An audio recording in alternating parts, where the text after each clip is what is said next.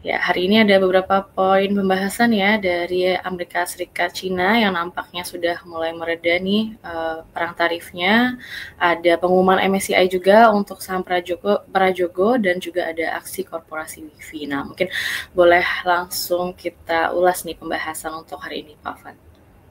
Oke, jadi karena emang banyak yang mau kita bahas, saya akan langsung mulai aja di poin pertama. Jadi buat my friends yang ngikutin berita mengenai masalah perang tarif, jadi sebenarnya dari sisi Amerika Serikat itu jadi agak on off ya kalau boleh dibilang ya. Nanti dibilang di exclude, dikeluarkan dari ini, tapi setelah itu nanti direvisi lagi. Tapi kalau boleh dilihat, sebenarnya ini secara tanda kutip Amerika Serikatnya udah mulai agak melunak ya bila kalau kita bandingkan dengan beberapa waktu yang lalu ketika mereka tegas-tegasnya itu langsung ngasih tarif luar biasa gitu. Di sini kalau misalnya my friends perhatiin tadi juga udah dijelasin juga sama Yuli bahwa mengenai masalah yang berhubungan dengan barang-barang elektronik, yang berhubungan dengan elektronik tadi, ada pembicaraan, ada pembahasan bahwa akan dikeluarkanlah dari list tersebut. Meskipun pada akhirnya dibilang juga, Trump bilang tetap akan dimasukkan dalam pipeline, cuma nanti akan dibahas lagi. Nah, dari sisi Kementerian Perdagangannya bilang lagi nanti kemungkinan akan diimplementasikan 1 sampai 2 bulan. Tapi yang jelas kita mau lihat bahwa respon dari sisi pasar itu mungkin sudah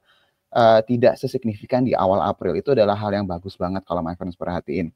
Dan sepertinya kalau kita lihat pasar secara tanda kutip udah mulai agak capek ya. Ya sudahlah, kita udah tahu lah. Ini intinya itu adalah masalah negosiasi aja. Jadi pasar sudah akan mencari atau mulai fokus dengan narasi-narasi yang lain.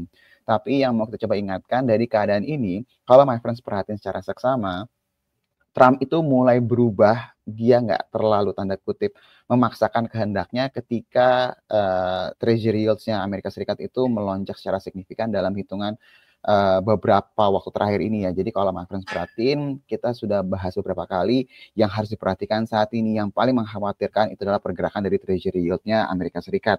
Karena kalau dia terus naik secara signifikan, lupakanlah masalah pemangkasan suku bunga dan ini imbasnya akan ke semua negara dan pada akhirnya akan menaikkan biaya pendanaan yang pada akhirnya pasti efeknya akan sangat negatif banget buat pasar saham. Nah, ketika kalau misalnya friends lihat beberapa waktu yang lalu sempat Treasury yield-nya Amerika Serikat, ini saya ambil contoh yang 10 tahun, dalam waktu hitungan beberapa jam sempat naik 3%-an, waktu itu saya ingat banget di minggu lalu kalau nggak di Rabu atau Kamis, sempat melandai terus kembali naik lagi, disitulah Trump mulai agak tidak terlalu berapi-api lah kalau boleh dibilang. Dia mulai agak melunak gitu ya kalau boleh dibilang ya, meskipun dari sisi Cina-nya tidak menelpon atau tidak memberikan klarifikasi dalam arti kata mereka mau berbaikan atau tidak, tapi setidaknya Trumpnya sudah mulai melunak. Jadi ini salah satu indikator yang kita perhatikan secara seksama selama Treasury yield-nya ini mulai melandai atau mungkin tidak mengalami kenaikan secara signifikan, seharusnya pasarnya akan kondusif. Jadi kalau dilihat nih saat ini mulai tanda kutip mulai agak kondusif ya my friends. Jadi harusnya imbasnya akan positif terhadap pergerakan keseluruhan di market terutama di Indonesia.